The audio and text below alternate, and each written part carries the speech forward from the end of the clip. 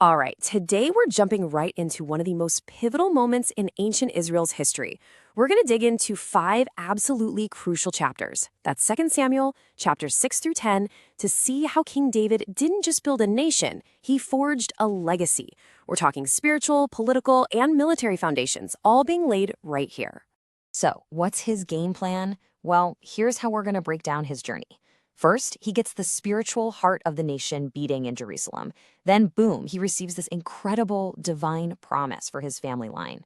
With that in his back pocket, he goes out and secures the borders, shows everyone what a true king's heart looks like, and finally defends the kingdom's honor. It's quite a ride. Okay, so first things first. David knew that if he wanted to build a kingdom that would actually last, he couldn't just start with armies and walls. He had to start with its spiritual core. And that meant bringing the most sacred object they had, the Ark of the Covenant, right into the capital city, Jerusalem. In this move, it was absolutely brilliant on so many levels. You gotta understand, the Ark wasn't just some fancy gold box. To the Israelites, it was the symbol of God's actual presence on earth. So by bringing it to his capital, David was making a massive statement. He was saying, hey, everyone, this kingdom, it's not about me. God is the real king here, and this is his city. But, it didn't go smoothly at first, and this slide really breaks down why. David learned a massive lesson, and he learned it the hard way. His first try was based on human logic. Let's put on a nice new cart, it's efficient. But that ended in total disaster. The second time, he did it God's way, following the specific rules. And the result? Blessing, joy, the whole shebang. It just goes to show you, when it comes to God, good intentions are great. But obedience is what really matters. And that disaster I mentioned, it was the death of a man named Uzzah. It is a truly shocking and terrifying moment in the story. It was a wake-up call that God's holiness is serious business. So that question from David you see on the screen, that's not him just thinking out loud. That's real gut-level fear. He finally gets it. You don't manage God. You approach him on his terms, with reverence. So what's the big takeaway here? It's that true worship isn't just about being enthusiastic or passionate. It has to start with reverence, with respect for who God is.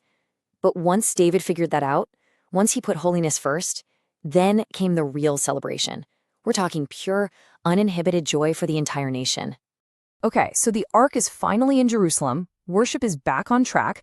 Now David's sitting in his fancy new palace, and he looks over at the Ark, which is still basically in a tent, and he thinks to himself, something's not right here. I've got to do something big for God. And you can really feel his heart in this, can't you? He's living in luxury, a beautiful cedar palace, and it just doesn't sit right with him that the symbol of God's own presence is in what amounts to a camping tent. It shows you where his priorities are. His first thought is to honor God. And this is where the story takes this incredible turn, a total plot twist. David says, I'm going to build you a house, God. And God comes back and basically says, that's a nice thought, David, but actually, I'm going to build you a house. And he's not talking about a building. He's talking about a dynasty, an eternal one. This moment is known as the Davidic covenant, and you really can't overstate how important this is. It's a total game changer for the entire biblical story. God makes this unbreakable, unconditional promise. It's not about what David does from here on out. It's about what God is going to do. He's establishing a forever throne, a forever kingdom, and the rest of Scripture kind of leans on this one promise. So let's recap. The spiritual foundation is solid. The future of his dynasty is guaranteed by God himself. What's next? Well, now it's time to secure the borders. David turns his attention to all those enemies that have been a thorn in Israel's side for generations. And honestly, this next chapter just reads like a military highlight reel. It's victory after victory after victory. But it's more than just David flexing his military muscle. This is God making good on his promise to give him rest from all his enemies.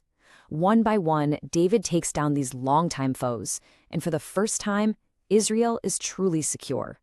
And as you read through all these victories, there's this one phrase that keeps popping up again and again. The Lord preserved David wherever he went. The text is making it crystal clear, right? Yes, David was a brilliant military leader, no doubt, but the ultimate reason for his success, that was all God. It was God's protection every single step of the way. So picture this. The kingdom is safe. The enemies are toast. David is at the absolute peak of his power. What do you do when you're on top of the world? Most kings would build a giant statue of themselves, right? But not David. What he does next shows us what his kingdom is really all about. And it's not about power, it's about grace. He asks this question that for its time is just mind-blowing. He's asking if there's anyone left from the family of Saul, the king he replaced. I mean, the standard playbook for a new king was to hunt down and kill every last relative of the old king. You had to wipe out any potential rivals. But David, he's not trying to wipe anyone out. He's trying to keep a promise.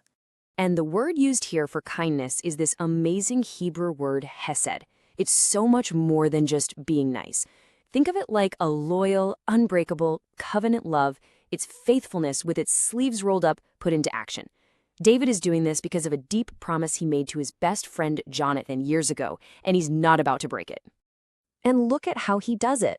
This wasn't just some token gesture. He remembered his promise. He actively searched for someone. He summoned him to the palace. He restored all his family's land, and he honored him with a permanent seat at the royal table. He treats the grandson of his enemy like his own son. It's just a powerful, beautiful picture of redemptive kindness. All right, for our last chapter, the tone shifts dramatically. David tries to show that same kind of kindness again, but this time to a neighboring nation. And let's just say it does not go well. Instead of gratitude, he's met with suspicion, public humiliation, and ultimately a full-blown war. So here's what happens. The king of the Ammonites dies, and David, being a good neighbor, sends a delegation to offer his condolences. Totally normal diplomatic stuff. But the Ammonite princes are completely paranoid. They go to their new king and say, "No way. These guys aren't here to be nice. They're spies." And you can just see how things spiral out of control. It starts with paranoia. They misinterpret kindness, respond with a humiliating insult, and then, when they realize, uh-oh, we just poked the bear, do they apologize? Nope. They double down and hire a massive mercenary army, escalating a diplomatic blunder into an all-out war. But right in the middle of this mess, we get this incredible line from Joab, David's top general. And I just love this. It's the perfect warrior's creed. He's saying, all right, here's the plan. We're going to fight our hearts out. We will leave it all on the field for our people and our God. And after that, the outcome is in his hands. It's that perfect fusion of total effort and ultimate trust. And that's where we leave David. His kingdom is established. His worship is set. His enemies are defeated. His character has been proven to be noble. He is, without a doubt, at the absolute zenith of his power and success. Everything seems perfect. But here's the thing. Sometimes, the greatest tests don't come in the struggle to get to the top. They come from the complacency that can set in once you're already there.